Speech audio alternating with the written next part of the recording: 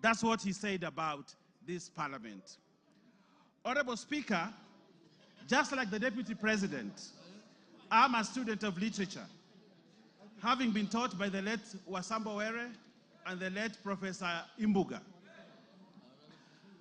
In the definition, Honorable Speaker, of the theater of absurd, a theater of absurd is without plot, is directionless, is laced with stupidity, lacks thoughts, lacks coherence of ideas. It is irrational and logical. If you have read the book by Samuel Beckett, you will know that in that book called Waiting for Godot, that he actually said, this parliament is as good as that literature. Honorable Speaker, I sit in this parliament and many of you do that. Members, are we a theater of absurd? Members, are we directionless? Members, are we stupid? That's what the Deputy President characterized this parliament, that we are stupid, we are directionless, and we are people who are very useless to this country. Honorable Speaker, a person of the stature of a Deputy President who can say such things about this chamber does not deserve to continue to become the Deputy President of the Republic. Honorable Speaker, what is the theater of absurd, Honorable Speaker, is when the Deputy President demands that for the 8 million votes, from Mount Kenya, he should be paid 2,000 shillings, translating to 16 billion shillings, so that he can bring peace to this country. Honorable Speaker, that is the theater of absurd. That is the theater of absurd, Honorable Speaker. Honorable Speaker, the Honorable Rigathi Gachagua has committed impeachable offenses as provided in Article 150, 1 and 2. He has grossly violated the Constitution and has committed crimes under national and international law, as has been ably demonstrated by the mover of the motion. Honorable Speaker, looking at the evidence provided by the mover of the motion, Honorable Speaker, that is enough to impeach the Deputy President, and he must stand impeached by the end of the day today. Honorable Speaker, Article 131E of the Constitution says the President is a symbol of national unity. Read together with Article 147(1), that the Deputy President is the principal assistant of the President and shall deputize the President in the execution of the functions of the presidency. Honorable Speaker, for this to happen, there must be harmony at the top, in spite of how they were elected to office. His shareholding utterances, and we saw the utterances on the TV here, as demonstrated by the mover, on the shareholding. This ensures that there's no harmony at the presidency.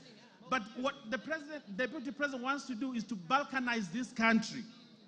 Balkanize the country where, like in George Orwell's Animal Farm, there are other people who are more equal than others. And as a parliament, we must refuse to buy into the theory of the Deputy President, Honorable Speaker. Honorable Speaker, the Deputy President has taken himself and wants to be a tribal king of the Murima, ready to break the country, sow seeds of disunity for his own political gain. And this chamber, today, by the end of the day, we must have no Deputy President who wants to balkanize this country. Honorable Speaker, the office of the Deputy President is a high office as established under Article 130.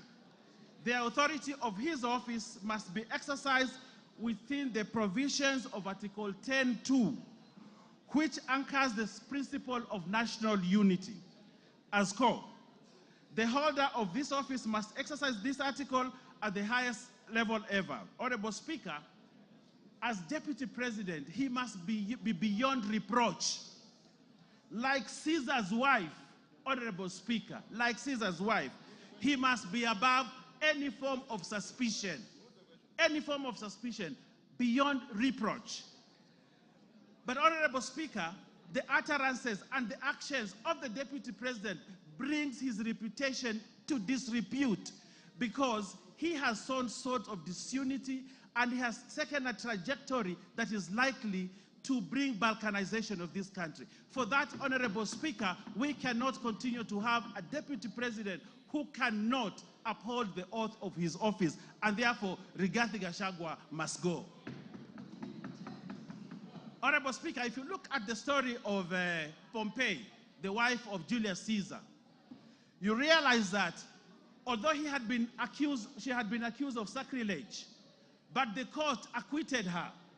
But Julius Caesar actually divorced Pompey, not because of what she had been accused of, but because there was suspicion that he could have done something like that. And on that, only on that, Honorable Speaker, as a chamber, as a parliament, we have the authority and right to say this guy has brought himself to disrepute, he has gone below, and he has portrayed himself as a man who cannot be trusted with the position of a deputy president of the Republic of Kenya. And therefore, Rigathi Gachagua must go. Honorable Speaker, Article 131(2) C and D gives the President and his deputy the responsibility to promote and ensure the unity of the nation and promote respect for the diversity of the people and communities. Honorable Speaker, the Deputy President has presided over the politics of exclusion and has championed the rise and resource allocation to only one region of this country. Has the Deputy President exhibited the values of national unity and diversity? No, Honorable Speaker, he has not. He does not embrace that value, a key value of the Constitution. And therefore, this Deputy President must remain impeached because for him, the vocabulary of diversity and unity does not exist in his vocabulary. On that premise, Honorable Speaker, the Deputy President, Geoffrey Rigathi